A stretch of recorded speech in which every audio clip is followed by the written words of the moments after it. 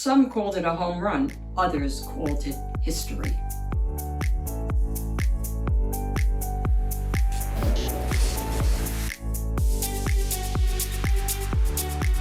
Hi everyone, welcome to the Reading Den with Shen, and I am Shen. Today I'm going to read with you and your family a wonderful biography. I Am Jackie Robinson by Brad Meltzer and illustrated by Christopher Eliopoulos. Please give me a like, subscribe, share. This helps YouTube refer my videos to others. Thanks. And today I want to give a real special shout out to Adam from Brooklyn, New York. Wow! I am Jackie Robinson. Sometimes it's hard to be brave. My mother was brave and she liked brave people. When I was born, the youngest of 5 kids, she even named me after someone brave. His middle name will be Roosevelt, Jack Roosevelt Robinson. Why Roosevelt? After President Teddy Roosevelt. He fought to make sure Black people were treated the same as everyone else. That's a lot for little Jackie to live up to. You'll see, I'm not worried, but having a brave name doesn't make you a brave person. In fact,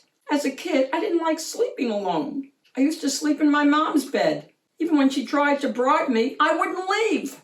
One of my scariest moments came when I was 8 years old.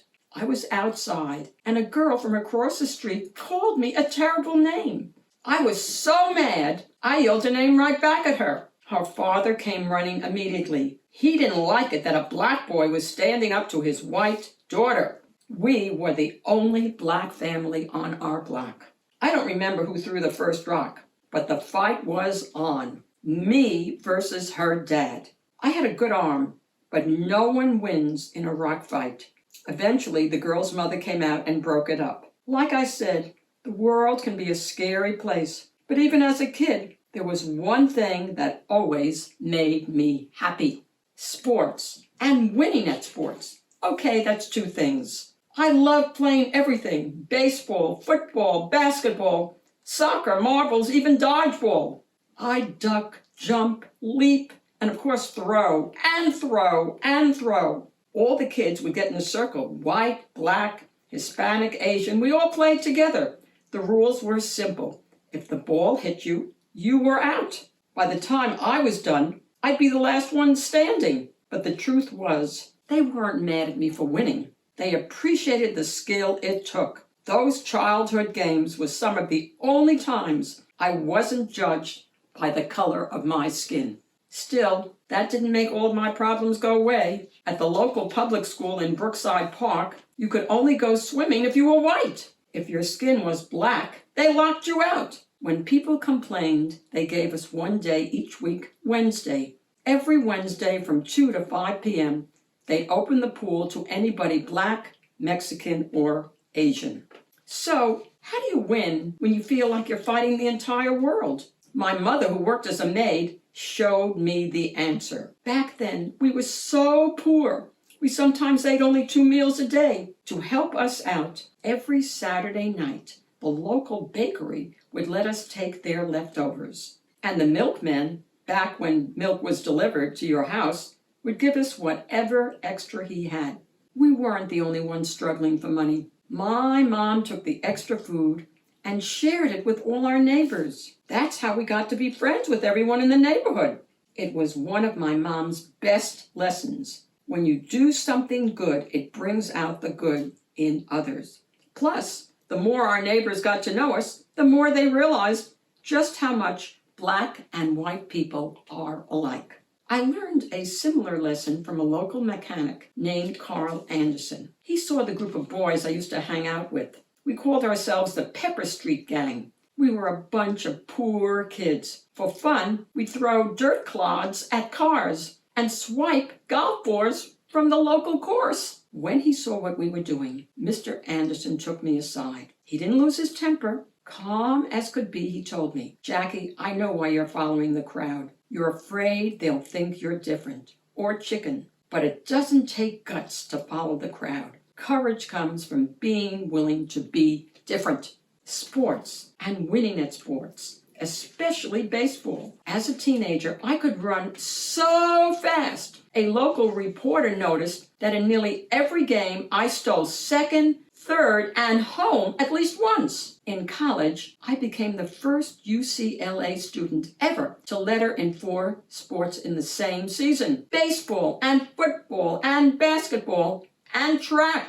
But the same problem kept coming back. When the college newspaper wrote a nice article about me, one of my own classmates, white, purposely smashed into my leg, trying to injure me. He was mad that the article said something nice about a black person. By the time I got out of the Army, it still didn't matter that I was one of the best athletes in the country. If you wanted to play professional sports, you had to be white. Back then, if you were the world champs, it meant you were the white champs. And all of Major League Baseball, not a single team had even one black player. Oh, and did I mention that if you were on a black team, the pay was worse, the food was worse, and sometimes the only place to sleep was on the bus? But that was all about to change. Thanks to a man named Branch Rickey. Rickey was the president of the Brooklyn Dodgers, one of the most popular baseball teams ever. I have an idea. With so many players fighting in World War II,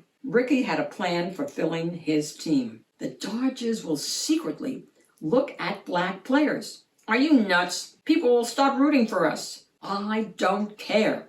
It's time to do what's right. After searching all across the United States and the world, Branch Rickey found me. I'm Jackie Robinson. Nice to meet you. Nice to meet you, too. I think you can play in the major leagues. How do you feel about that? Mr. Rickey told me that he knew I was a good ball player, but he wanted to know whether I had the guts. He warned me that many white people would be mad to see a black player. There's no one on our side. No owners, no umpires.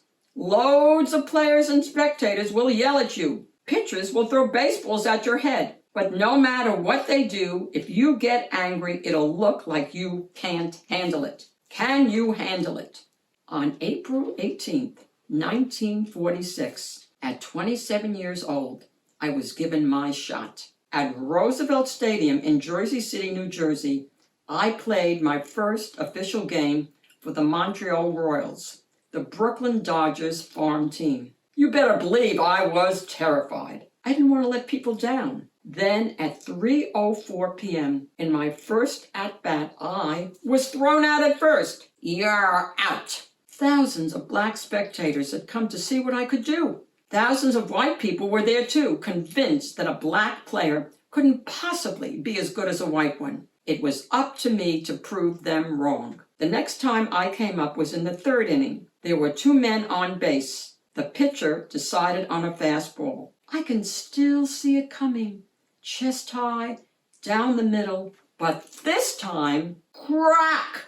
When the ball finally landed 340 feet away in the left field stands, no one could say that a black man can't play as well as a white man. Some called it a home run, others called it history. That afternoon, in 5 at-bats, I hit and got on base 4 times. I stole second twice, and I scored 4 runs. When the game was done, I couldn't get to the locker room because I was so mobbed by fans. Black, white, young, old, even the folks rooting for the other team. They were cheering for me. Still, that didn't mean it was easy. When I started playing for the Brooklyn Dodgers, lots of players didn't want me there. Pitchers threw fastballs at my head. Runners stepped on me with their cleats. Catchers even spit on my shoes. And they weren't just coming after me. They told me that if I kept playing, they'd hurt my son. Was I mad? Yes. Was I scared? Yes. But I never let it stop me.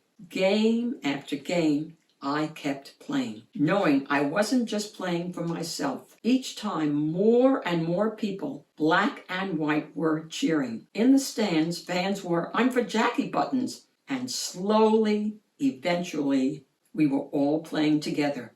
Black, white, Asian, Hispanic. Baseball opened up to everyone. It was just like those childhood games of dodgeball. Through the simple game of baseball, the country saw a new possibility, a new option. All they needed was for someone to go first. In life, people try to scare me. They wanted to stop me. They wanted to make me go away. Why? Because I was different. Each time I wanted to fight back. But for real change to come, you need to lead by example. Being a leader takes bravery. But remember this, no one is born brave. No matter how big or small you are, there will always be things that scare you. It's okay to be afraid. Just don't let it stop you. There is real power in each and every one of us. Use that power to do what's right. Use that power for a cause that you believe in. And most of all, use that power to lead and help others. I am Jackie Robinson. I will always lead the way, and I hope you will too. When others see your example, they'll stand with you. It's the only way the world ever gets changed. Together. The end. I hope you enjoyed this inspirational book as much as I did. And if you have a friend who loves reading and you'd like to give him or her a shout out, let me know. Thanks for hanging out with the Reading Den with Shen. I'll see you all soon again. Bye, everybody.